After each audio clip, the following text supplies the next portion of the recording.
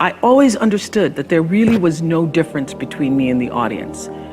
At times, I might have had better shoes, but at the core of what really matters, that we are the same. And you know how I know that? Because all of us are seeking the same thing. You're here at this fabulous school, and we'll go out into the world and each pursue based upon what you believe your talents are, what your skills are, maybe your gifts are, but you're seeking the same thing.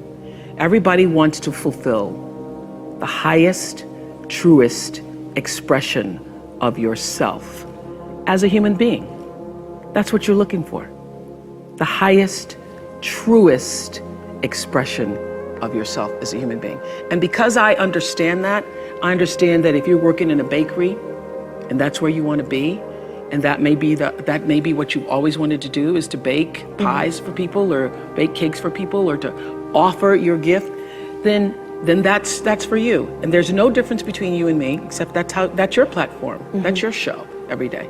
So my understanding of that has allowed me to reach everyone. And there's no way that you wouldn't, because that's what I truly feel. The way through the challenge is to get still and ask yourself, what is the next right move? Not think about, oh, I got all of this stuff. What is the next right move? And then from that space, make the next right move and the next right move.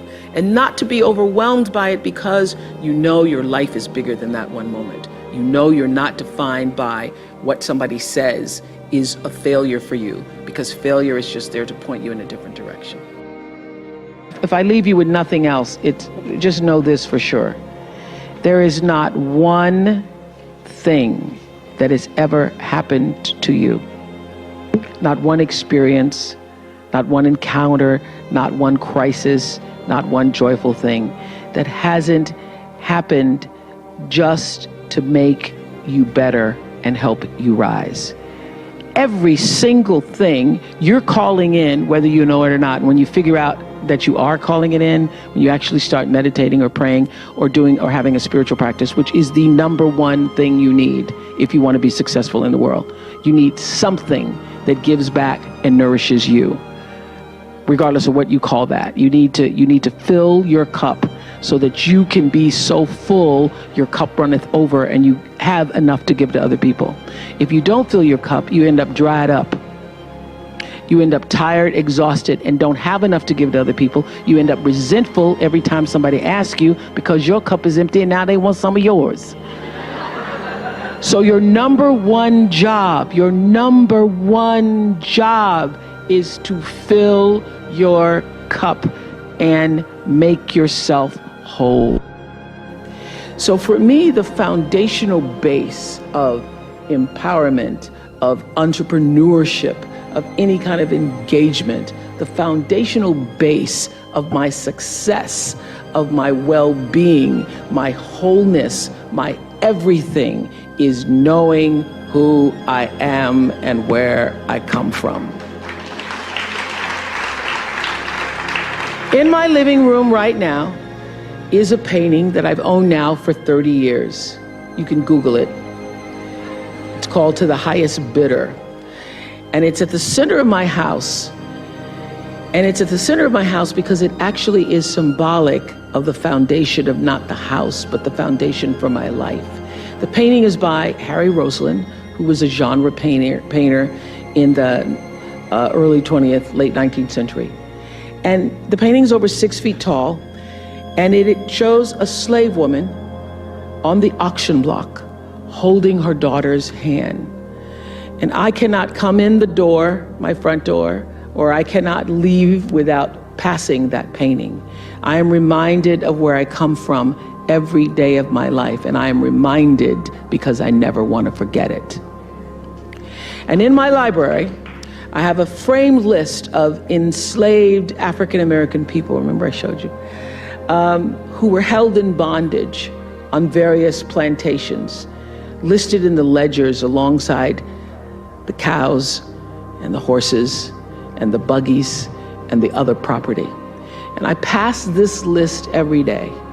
And often I stop in front of it and just speak their names out loud and their ages. Jonas, 11 years old, $500. Sarah, 41 years old, $900. Elizabeth, 57, $800. And I force myself to consider the absurdity and the obscenity of prices being affixed to each one should they be placed up for sale. And I sometimes just pause before them with a prayer, particularly before I have to make a big decision about one of my companies or whether I move forward or whether I stay still. It reminds me, speaking those names out loud, not only of where I've come from, but how far I have to go because of them. And it reminds me that I am never alone. It reminds me of what I've come through to get through. I say to my girls all of the time that your real work is to figure out where your power base is and to work on the alignment of your personality, your gifts that you have to give, with the real reason why you're here. That's the number one thing you have to do, is to work on yourself and to fill yourself up and keep your cup full. Keep yourself full. Now, I used to be afraid of that. I used to be afraid, particularly from people who say, oh, she's so full of herself. She's so full of herself. And now I embrace it. I consider it a compliment that I am full of myself. Because only when you're full, I'm overflowing, my cup runneth over. I have so much to offer and so much to give.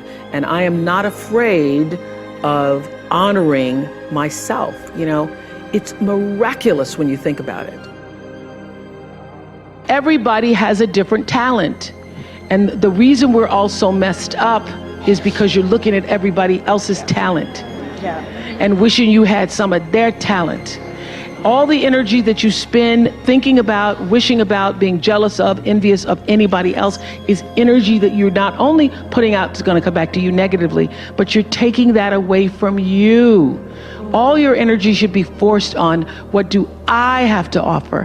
What do I have to give? How can I be used in service? Because Dr. King's message of not everybody can be famous, but everybody can be great, because greatness is determined by service. And there is not a job in here that you can do that you don't switch the paradigm to service and not make that job more fulfilling. I don't care what the job is. If you say, I'm a singer, I'm a dancer, I'm an artist, I'm a teacher, I'm a nurse, I'm a doctor, I'm a janitor, I'm a clerk, if you say, if I look at this from how do I use this in service to something bigger than myself? It no longer becomes a job. It becomes an offering to the world. The first law is the third law of motion in physics, which says, for every action, there's an equal and opposite reaction. And we showed that very beautifully in The Color Purple, when Miss Seeley says to Mr., everything you even try to do to me is already done to you. That is not just a rhetorical saying, that is law. That is Newton's third law of motion in physics, which says everything that goes out is coming back. It's just like everything that goes up is coming down. May take it a long time to come down, is coming down. Everything that goes out is coming back, it's coming back. So to answer the power of manifestation and meditation, what meditation does is sync you up with the source. What meditation does is allows you to literally tap into the power that created you, so that you are in alignment with that. And so when you carry that out into the world, everything that you do comes from the center of that alignment that's coming from the source that we call God, we call divine energy, divine intelligence, whatever name you want to give it to, we call life. When you are synced up with life, life just gives to you.